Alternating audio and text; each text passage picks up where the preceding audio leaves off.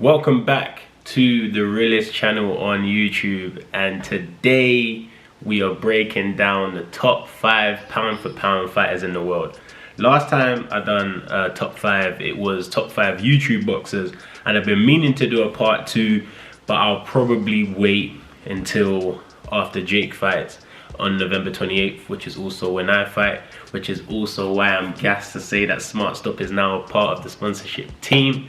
And yeah, they're going to be supporting me up until that fight and beyond. So we'll do a top 5 YouTube countdown, or ranking in the future. Today we're focusing on the skilled fighters, the elite fighters, the top fighters in the world, and what they bring to the table, and why this is my personal top 5. All right, I don't want everyone going ham and saying how I'm stupid or saying all these things about me because I have an opinion on why I believe this is my top 5. I will provide reasons. There won't be empty, there won't be empty entries into this top 5. All right, let's get started. At number 5, I have Vasyl Lomachenko. The reason why he is at number 5 kind of speaks for itself. Okay, we've got a guy here with a record of 14-1. He's already a 2-weight world champion. He had a very extensive amateur background, something like 397 fights, and he only lost once. And he turned pro and fought for a world title in his second fight. And since then, he just maintained that level and competed at the top of the sport. All right, some of his notable wins, as we know, will be against Luke Campbell, Anthony Crolla, Pedraza, Linares. Look at these names. This is just some of the names that are on this guy's record, and he's only had 15 fights. Bear in mind, the one defeat did come in his second fight against Orlando Salido, which was a difficult fight for him because it was a true entry into the professional game. He was, up against a dirty fighter, someone who was hitting him in his hips, hitting him low, hitting him behind the head, really roughed him up and introduced him to the pro game. So that is his only defeat, but since then he's had straight W's, and he's like people like Roman Martinez, Sosa, Rigondeaux, however you want to pronounce it. These are all elite fighters, and he has made most of these fights look easy. So Lomachenko, yeah, you have to give him a top 5 spot. I think even that might be harsh, but when you see the rest of the list and the reasons why, it might make more sense. So that's Lomachenko at number 5. At number 4, we have the Gypsy King himself, Tyson Fury, with a record of 30-0 with 21 knockouts.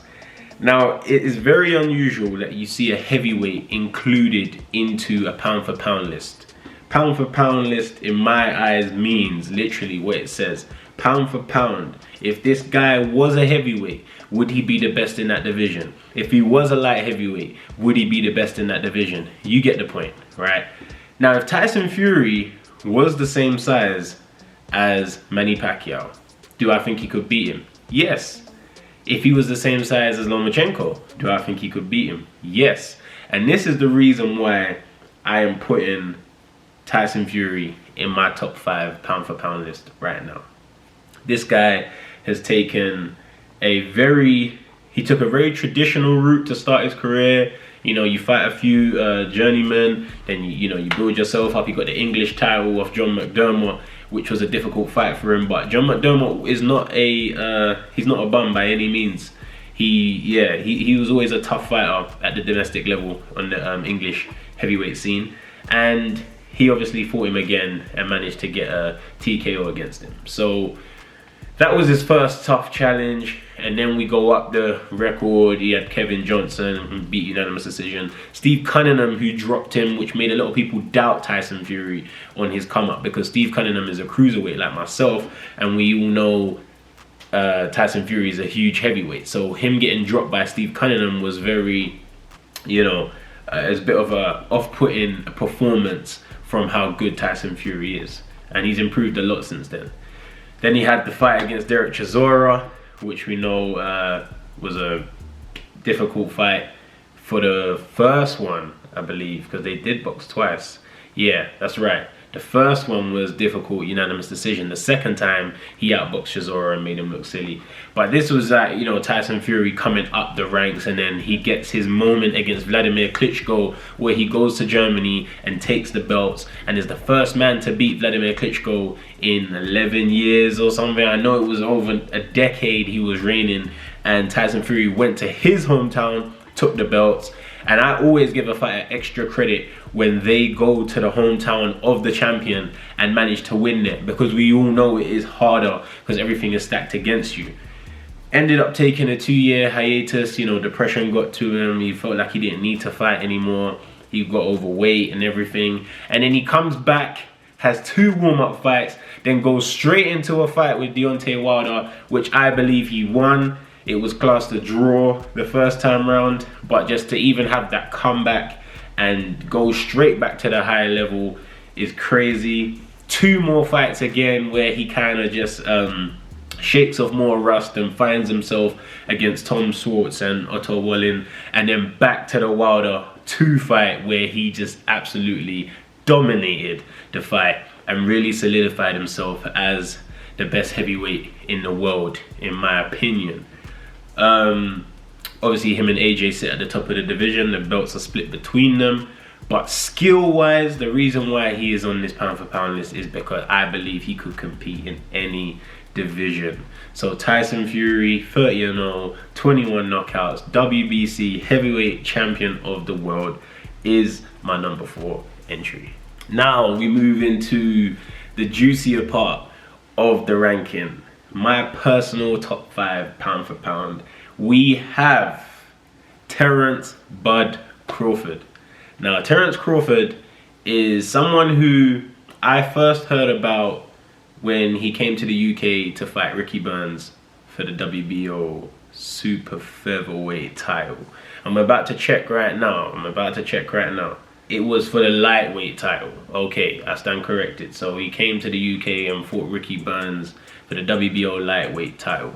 Ricky Burns, obviously, in the beginning part of the fight did make the fight look even, and then Terrence's class kind of shone through towards the mid and the end of the fight, and he managed to get a unanimous decision victory. He didn't fight many people that are notable in the beginning part of his career. This is a thing that you're starting to see less and less as the game is progressing, because people want to rush their way to the top. They have strong belief in themselves, which of course they should do, and they don't want to go through the process of fighting journeyman and having these learning fights to really solidify yourself as a professional boxer. They want to jump straight in, get it done, and I respect it. I appreciate it, but is there longevity in that? You know, Lomachenko is an exception to the rule.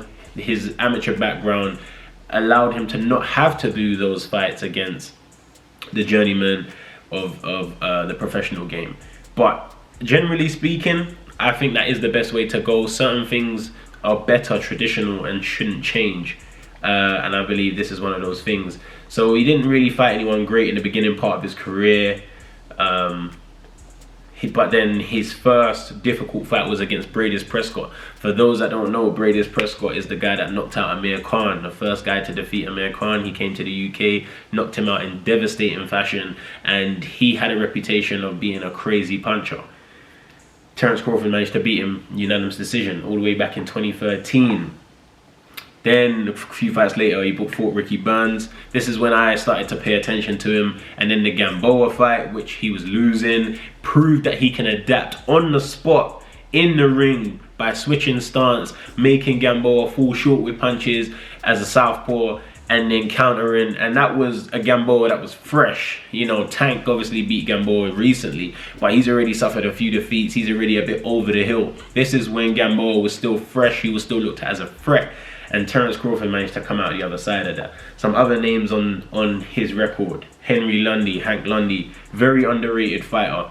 Very skilled fighter, very underrated. Hank Lundy, good fighter. Victor Posto, as we know, good light welterweight fighter, world champion. John Molina, Julius Ndongo, which is when he became undisputed light welterweight champion of the world. And that is an amazing feat. Not many fighters in history have actually held all the belts in their division at one time. And for Crawford to be on that list, I think it's only right he makes the pound for pound list, the current day pound for pound list. Jeff Horn, not on his level, but still a world champion. Benavidez, good fighter. Amir Khan was a bit past his best, but still a good fighter. So it's just like he's got the names. Once he hit that world level, he really has competed against the top names, not kind of float around and pick defenses. So I have to give Bud his credit where it's due. Number 3 in the pound for pound list, I think, is more than reasonable. One of the smartest fighters out there today. IQ is off the charts, and someone that I study and watch personally, because you can just see, you know, there's a lot to learn from him. He has an upcoming fight against Kell Brook. Kell Brook is from the UK. Very awkward fighter, switches stance a lot, got good angles. I think it will be a difficult fight for Terence Crawford, but I feel maybe if Brook was a bit more fresh and a bit more active, I could lean towards him for that fight. But I think Crawford will win a unanimous decision points victory. All right, we're in the top 2. This is now my top 2 fighters in the world right now. I know number 1's gonna throw everyone off, but we ain't there yet. We're at number 2 right now. One of my personal modern day favorite fighters, Saul Canelo Alvarez. He just, I don't know, he knows how to adapt. I think I really enjoy watching fighters that know how to adapt, that have more than one style of fighting. You can be a great fighter and have one style of fighting, but it's truly a special thing when you can adapt in the ring, under the lights, under all that pressure. You know, you get legendary fighters like Mike Tyson, Roberto Duran, you know, who are experts at one way of fighting. And then you get, you know, the people who adapt, like I said, the Terence Crawfords of the world, the Floyds, the Canelos. And these people can adapt in the ring depending on what is in front of them. And that's something that I strive for myself, and which is why I practice so diligently, because I do understand that people will have an answer to a certain style, but will they have an answer to another style, and another style, and another style? And that's what helps you win and overcome your hardest fights. So we're looking at Canelo. His record is 55 fights. I tell a lie, 56 fights, 53 wins, 1 loss and 2 draws. Okay, and out of those 53 wins, is 36 knockouts he's got on there. Now, being a Mexican, he turned pro extremely young, at 15, I believe. Canelo turned pro at 15, and in Mexico that is legal, and you can just fight down the road and just build your record up and really become a professional fighter. So he did spend a lot of time in Mexico building his record, as he should. Since he was only 15, I think it's fair the man gets a chance to build himself up into being a man before he decides to take on, you know, grown men and on a extreme level. So we have Canelo. He's turned pro, he's fighting a few years in Mexico, and then he makes his US debut, which I actually remember, in 2010 against Jose Miguel Cotto. Now, a lot of people know Miguel Angel Cotto, which is the elite world champion, multiple division, fought the best of the sport, the Pacquiaos, the Floyds, they're everyone. He's the brother that everyone knows. However, Jose Miguel Cotto is his little brother. So Canelo went up against him, had a little bit of a shaky performance. It wasn't easy all the way through, but he did end up winning via TKO, and that was his US debut, and that's where people were like, okay, Canelo is here. Two fights later, he fights Carlos Baldomir. Carlos Baldomir is who Floyd picked up his WBC welterweight title from. Carlos Baldomir is a strong fighter, you know, very sturdy. He's not easy to beat because you know he's gonna be there. He's got a good chin, and Canelo ends up knocking him out. So now that was a big statement, because that's someone that Floyd had to pick apart. Obviously Canelo's a bigger person than Floyd is, but you know, everyone judges that benchmark of how did Floyd do it, can I do it better? Floyd went a unanimous decision, outboxed him clearly, but then Canelo comes a few years later and KOs Carlos Baldomir. So that was a big statement also. And then after that, really, all the names on this record is, you know, they're to be respected. You got Love Moyendu, Matthew Hatton, the younger brother of Ricky Hatton, Ryan Rhodes, who back in his day was a great fighter. You know, Canelo did fight him a bit late, but still. Alfonso Gomez, he had his little time as well where he was a live fighter. Kermit Cintron, extreme puncher. Shane Mosley, who we all know for training, you know, Jake Paul, but that is minor compared to what this guy has actually achieved in the sport of boxing. Shane Mosley is a legend, and he managed to beat Shane Mosley as well. Austin Trout, these are world champions. And then he has his one defeat against the guy that's behind me over my head right there, against Floyd. Now, bear in mind, when Canelo did fight Floyd, he was 23 years old. Floyd was already a pay-per-view star. He was used to being at that level. He was used to being under that spotlight. And you can see in the performance that Floyd was extremely comfortable at that level. That was Canelo's first time at being the big star, being the main attraction. And Floyd fought him at perfect time. He fought him at the perfect time because Canelo was still a great fighter, still had good names on his record, but he wasn't the Canelo that we saw against Triple G the second time, 7 years later, 6 years later, when he's matured fully into a man and fully into his physique and his skill. But yeah, he continued after that hiccup against Floyd to fight Erislandy Lara. James Kirkland, one of the worst knockouts that I've seen in recent time. Miguel Cotto also, who was just talking about, so he's beaten both the brothers in his career. Julio Cesar Chavez Jr., who I don't think is a great fighter, but obviously carries the name because of his dad. Liam Smith, good fighter from the UK again, not easy to beat, knocks him out. Has a draw against Golovkin, which, you know, was a bit of a shaky one again. I thought Golovkin won the first fight, but nevertheless it was a draw. Beats Gennady Golovkin in the second fight, and most recently he's the only guy since Henry Armstrong. For those that don't know, Henry Armstrong is a fighter back in the day in the 1900s who held a world title in 3 weight divisions at the same time. After Canelo beat Sergey Kovalev, which was his last fight, he held a world title in 3 divisions at the same time.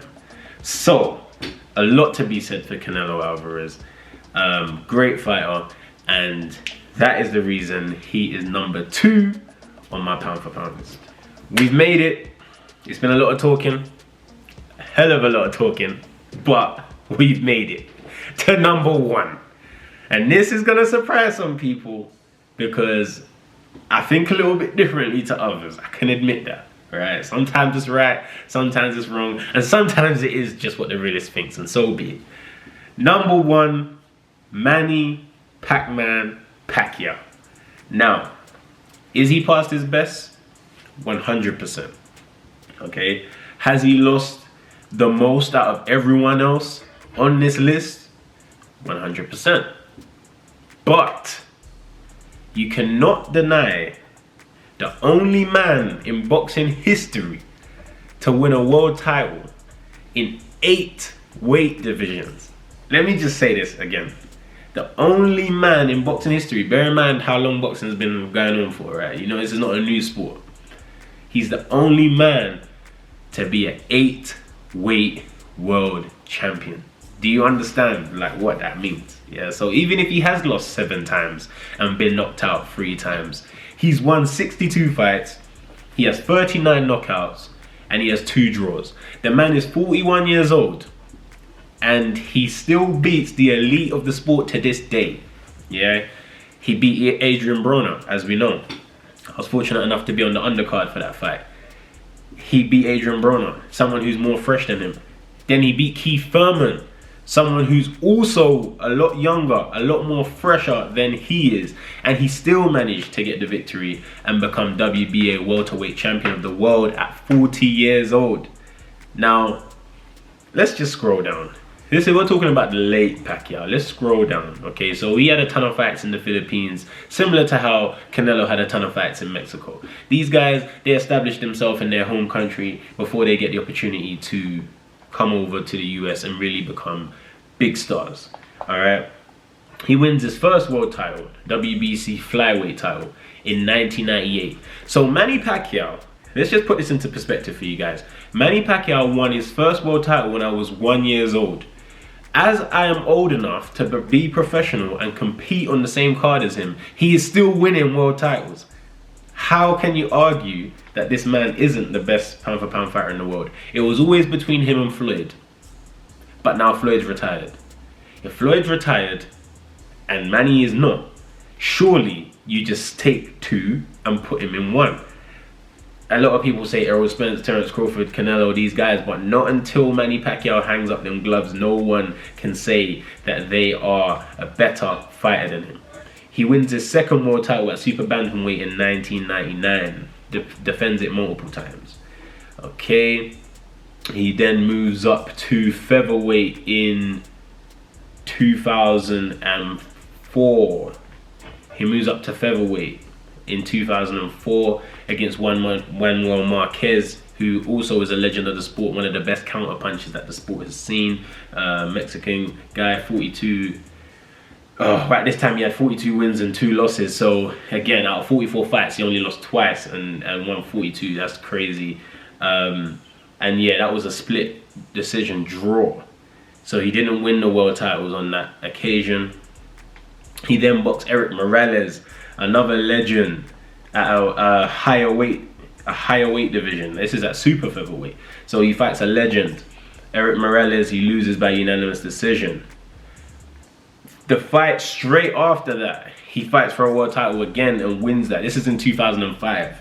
Okay, this is how long ago we're talking about. He wins that super featherweight title, defends it multiple times until 2008, when he decides to go up a weight again to the lightweight division and win another WBC world title. So he's picking up the governing bodies that people recognize. Okay, I feel like there's loads of governing bodies in boxing where you can say you're a world champion, but he's picking up the world titles that people cannot deny are there for you to do your thing.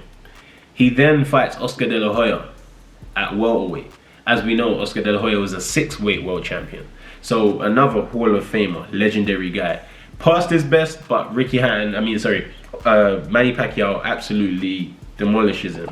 Then he goes on to fight Ricky Hatton at light welterweight. Ricky Hatton, as we know, he only has a few losses on his record, and 2 of those losses come from Floyd and 1 from Manny Pacquiao. There is no shame in losing to 2 of the greatest fighters of modern day boxing. Knocks Ricky Hatton out cold in 2 rounds. It took Floyd 10 rounds to knock Ricky out. It took Manny Pacquiao 2 rounds to knock him out. Okay, so we're saying now he's a world champion at another weight class. He then proceeds to fight Miguel Cotto, who, as I said, is a great fighter himself.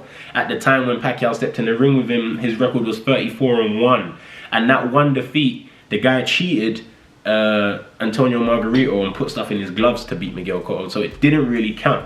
And he continues to stop him at welterweight. This guy started at flyweight, and at welterweight, he was still managing to stop people and win world titles. He then defends that title, then moves up again to fight Antonio Margarito, who now is a much bigger person than him, someone who he has no right to be in the ring with, and he's battering him and actually ruined Antonio Margarito's career by damaging his left eye. I believe it was his left eye that he went partially blind in after that fight.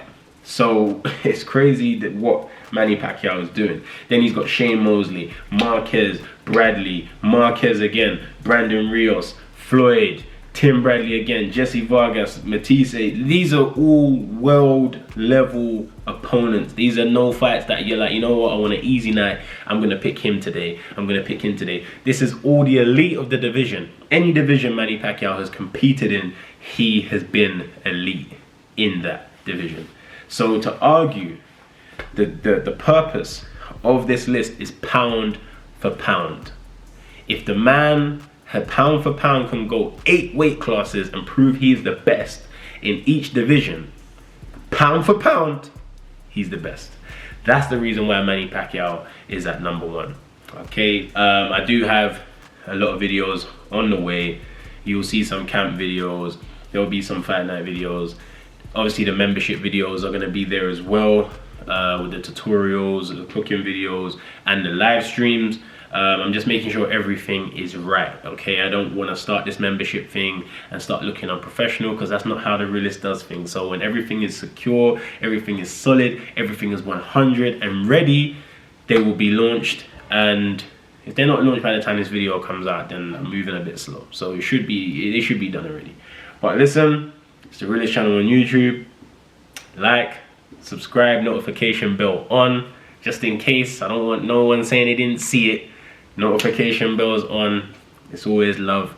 And if you don't know what I do at the end of the video and it's your first time here,